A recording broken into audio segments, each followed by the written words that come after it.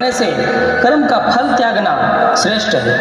अर्जुन, मैं तीनों लोकों का स्वामी हूँ, फिर भी दूसरों के भले के लिए कर्म करता हूँ। हे प्रभु, मनुष्य की दुर्गति किस कर्म से होती है? जो मनुष्य अपने धर्म पर चलता है वो कभी दुर्गति को प्राप्त नहीं होता।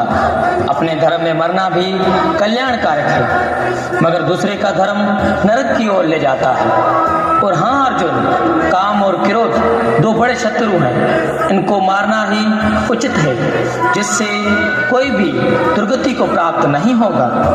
हे अर्जुन, मैं जो तुम्हें ज्ञान बता रहा हूँ ये पहले सूर्य देव को बताया था। सूर्य देव ने अपने पुत्र मनु को बताया था और मनु ने अपने पुत्र इक्ष्वाकु को बताया था। इस ज्ञान पे चलकर बहुत से ऋषि मुनि, राजा जन परम पद को प्राप्त हुए हैं। तुम मेरे मित्र और मेरे भक्त हो, इसलिए ये ज्ञान मैं तुम्हें बता रहा हूँ। हे प्रभु, आपका जन्म तो अभी हुआ है और सूर्य देव तो बहुत पहले से है, तो आपने ये ज्ञान सूर्य देव को कैसे बताया?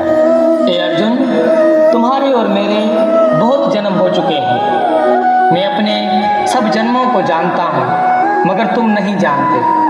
हे अर्जुन, जब जब धर्म की हानि होती है,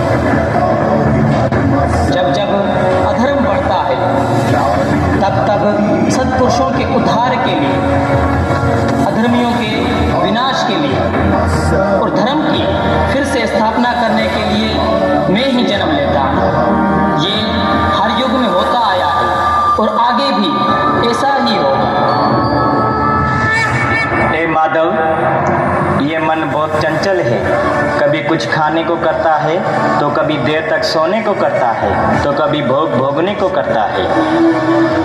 हे अर्जुन, केवल अभ्यास से तुम अपने मन पर विजय पा सकते हो। जितनी जरूरत हो उतना ही भोजन करो, ना ज्यादा सोना है और ना ही ज्यादा जागना है। जो सब में मुझको देखता है और मुझ में ही सबको देखता है, ऐसा मनुष्य मुझसे अलग नहीं है और ना ही मैं उनसे अलग हूँ। जो भजन करता है और फिर मन भोगों में लग जाता है और मृत्यु हो जाती है, ऐसे मनुष्यों की दुर्गति नहीं होगी।